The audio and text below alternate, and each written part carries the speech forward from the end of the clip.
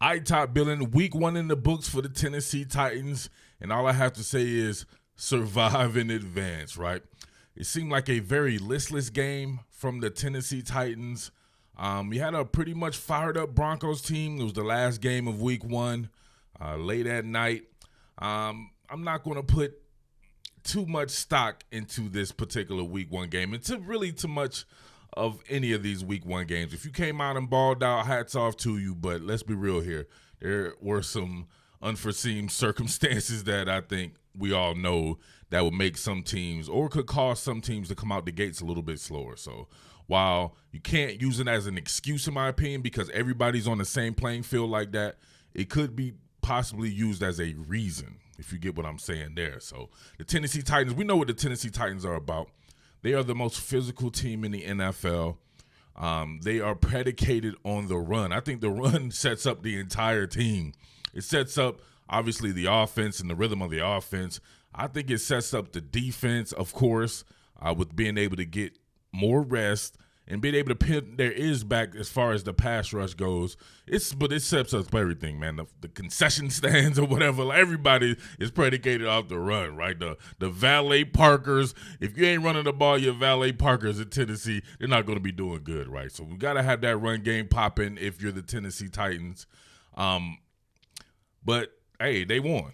They won, right? They could have won a little bit more comfortably. The special teams play left a lot to be desired, especially in the kicking game. Steven Gostkowski was a complete disaster in that aspect.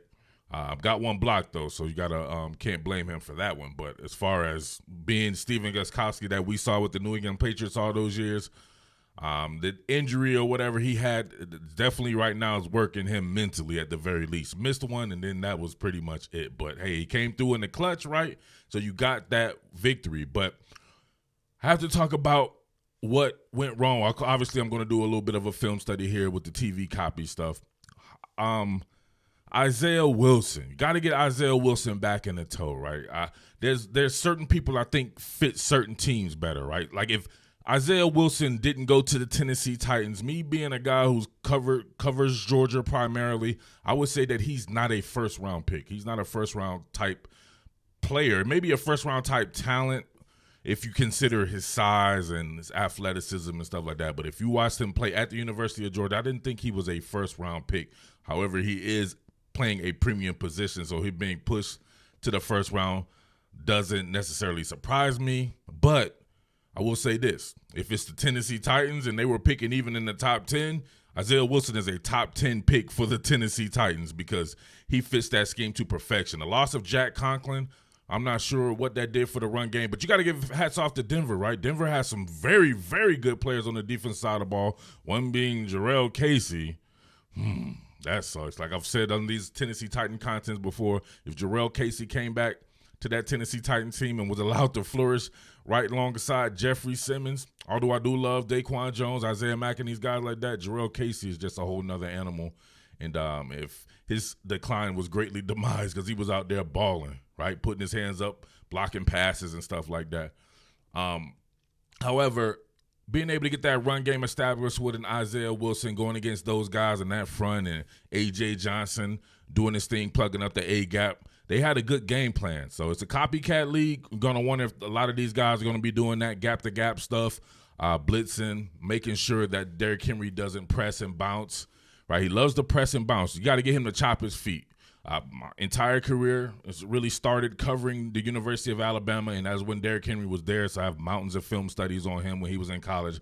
And he really broke out towards the latter portion of his career when he got more physical in college. And this happened really to him in the NFL as well. He started off, it looked like he was a little bit of a bust, but then he got more physical.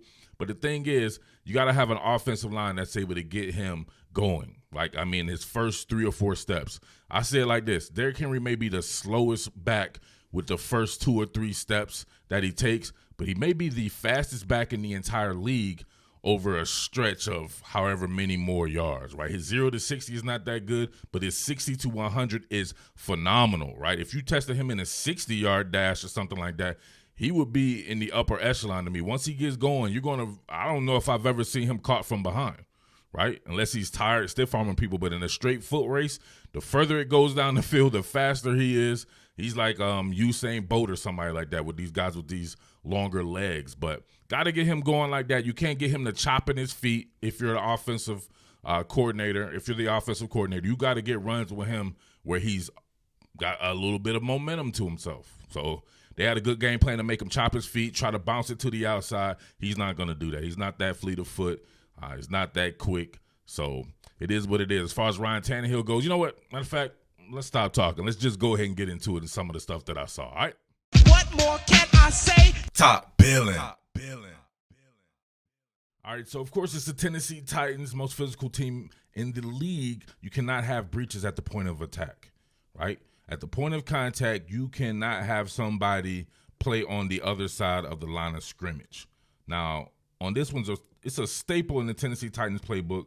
You're going to have counter O. You're going to have Roger Saffold right here on the lead through. Going to have Jonnu Smith, who's in motion. He's going to kick out the end man on the line of scrimmage. And you got pretty much just down blocks. Of course, you got your backside wall off here by Taylor Lewan. But, man, check this out right here. We'll run this. Look at that. Done. Mike Purcell stops that bad boy.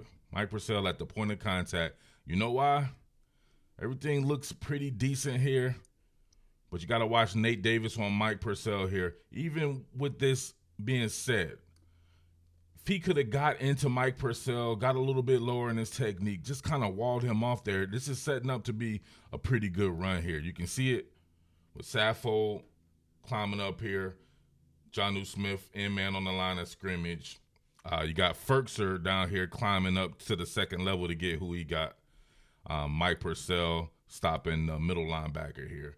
All you would have was your man Derrick Henry, 88 and out the gate between them right here. And all you had to do was make one man miss, and that would be a little guy right there. But that's what happens, man. Breach at the point of attack, no bueno. And everybody converges on him. Not good. You pretty much saw this throughout the entire, the longest run I think he had was like 13 yards, right? Usually see these, right, if he has like over 30 carries. Maybe he has a night like this, but one of those runs in it is usually like a 75-yard run, and that pushes him to like the 200-yard mark or whatever we're accustomed to seeing him do. All right, so this is poor execution, but more in the sense of your protection or your blocking scheme, right? Being able to identify who exactly you're going to block and who exactly you're going to leave as a free runner. So you got a lead zone here, right? Everybody climbing. Y'all know the drill on this. Tannehill's going to whip out, right, on the bootleg action. However, they leave the 3 technique unblocked. Roger Saffold immediately climbs to the second level here, and they say the most dangerous man on the play is going to be the man closest to the play.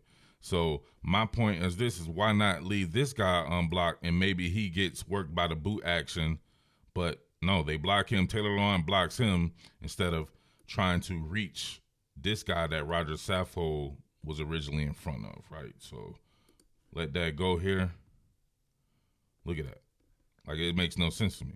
It makes no sense. Maybe you're thinking that he can't get there, but you're underestimating the fact that he's really close anyway. Even if you don't think he's that good of an athlete, he's already really close. All he has to do is run down the line of scrimmage, and the angle that he takes will get him to the ball here. So I wouldn't have turned him loose. Taylor Lewan could have reached him. If he could have reached him, maybe kind of ran him out the play there, maybe you could see it starting to take shape here, and with Michael Pruitt leading up through, then Derrick Henry finding an organic cutback crease here, or even Derrick Henry being able to bounce it outside where A.J. Brown is, right? The bang or bounce theory. So bang it up there or bounce it out here on this lead zone. But he gets neither choice because he's ran down. So even with that being said, the blocking on the outside there, everything's pretty cool. You can see a converging defender there, and he's about to be met by Pruitt. Yeah, it does look like he could have been 88 and out the gate. If you see it right there, so all it takes is one little thing on a run play for the whole thing to go down. But leaving this guy uncovered and he's closest to the ball, nah, I don't like that. All right, on the flip side of this, I like the creativity that the Broncos will use, or maybe it's not creative, it's just different from what the Titans do here. So I do notice that the Titans lack a little bit of imagination with their run game because it's just so damn good. You don't have to be that creative with it. So maybe if you're a team like the Broncos, you got to think of different ways to get these guys into action here. So on this one, you're going to see what amounts almost to a split zone. I'm not sure. It looks like maybe Jerry Jeudy in motion here, so that'll cause your split flow action. But look at this. This ends up being a weak side run, right? This is the strength of the offense right here, right? This is the closed side of the formation with Noah Fant here, and you have Jeudy going here. So you're going to have more bodies on this side. Look how many bodies are on this side. 1, 2, 3, 4. So maybe a 4-on-4 type action. Maybe try that, right, and see what's going on here. I would try that, right? Zone flow, go in there and see what happens here. They end up doing a good job. And, of course, you'll notice at the point of attack, there's no breaching here. Run that. Oh, look at that. 88 out the gate. Off of a weak side run. Everybody climbing up. And, look, you're able to reach at the point of attack. You get a double there. Right, you get a double there. It looks like that might be Isaiah Mack getting doubled. They're able to reach Isaiah Mack. Garrett Bowles is able to reach as well. Cut off the backside there for the most part. And then Clowney here widening out. Melvin Gordon, 88 and out the gate on a weak side run. Maybe try something like that, right, if you can't get it going. They're going to have to get the run going. They're not going to win games when you get to the upper echelon of teams if they can't get this run going, right? That's just what it's going to be. But that's just what makes the Titans special, that they can win games like that. Not too many teams in the league are even trying to win games like that. So the Titans will end up being a different type of matchup than people are used to, right? They won't be the norm. They'll be the exception. All right, so when they really needed it, the fabricated pressure scheme came through, right? I don't think they had any sacks on the night. They had a few pressures and a few hits, but for the most part, Denver did a good job with its offensive line and did a good job of really working a quick game and getting the ball out of Drew Lock's hand pretty fast. But I like this one right here. The end result is you're going to have some pressure here by my boy Harold Landry. What did I say? He should be the one that never leaves the field. This time you got him paired up over here with Kamale Correa. Kamale is going to really pretty much just be robbing the middle of the field right here. Then you have a 3-man game going on right here. I really like this. You got Jeffrey Simmons right here on the shade. But you're going to have Kenny Vaccaro. Right, he's going to come.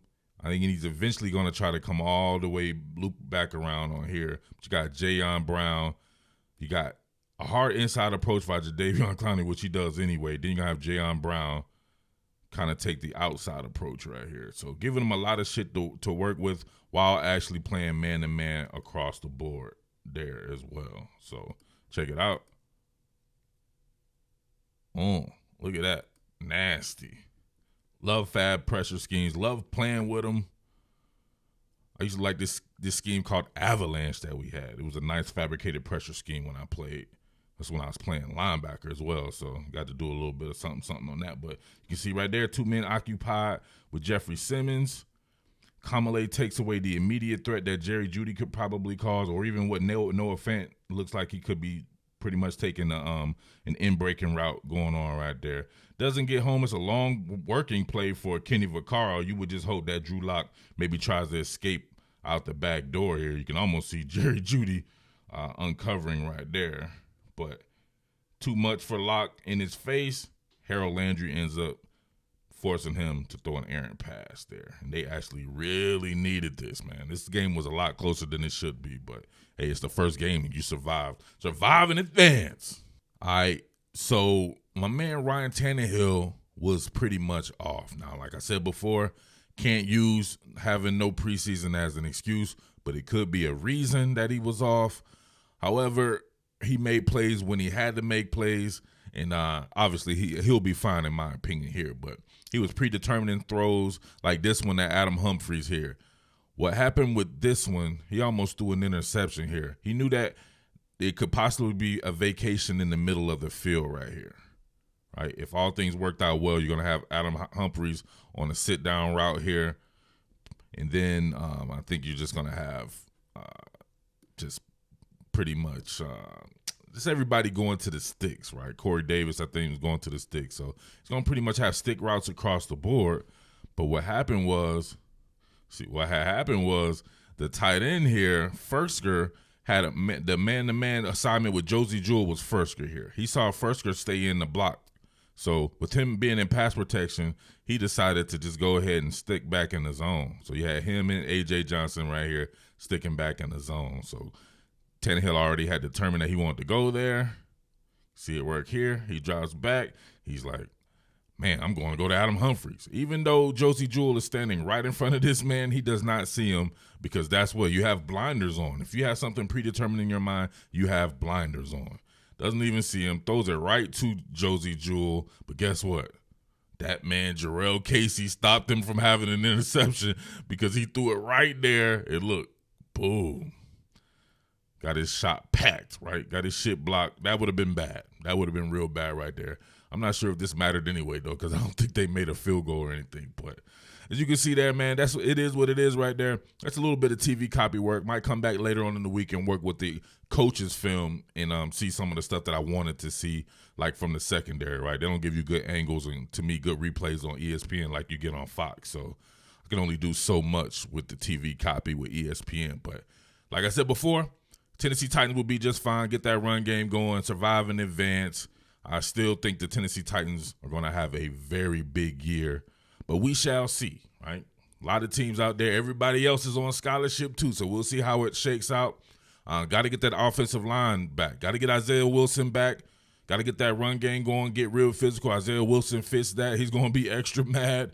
He's going to be drunk. He's going to be drunk, mad with COVID, all that shit, so he'll be back getting this thing on right there. Hopefully Taylor Lewan is all right. Looks like he had a little bit of an injury. He came back out there, though. But other than that, man, Corey Davis. What did I say about Corey Davis? This will be a year for Corey Davis. Didn't pick up his fifth-year option. I think that Corey Davis is as talented as A.J. Brown. It just might take him a little bit longer, being as though he played against a lower level of competition, and A.J. Brown played against nothing but killers at the University of Mississippi. All right? But it's your boy Murph, the Underground King. Do your boy a favor. Make sure you tell a friend to subscribe. Tell a friend to tell a friend to subscribe. Make sure you like this bad boy. Comment down there. Let me know what you think about the first game. Salute. And, of course, I am out. Peace. What more can I say? Top Billin.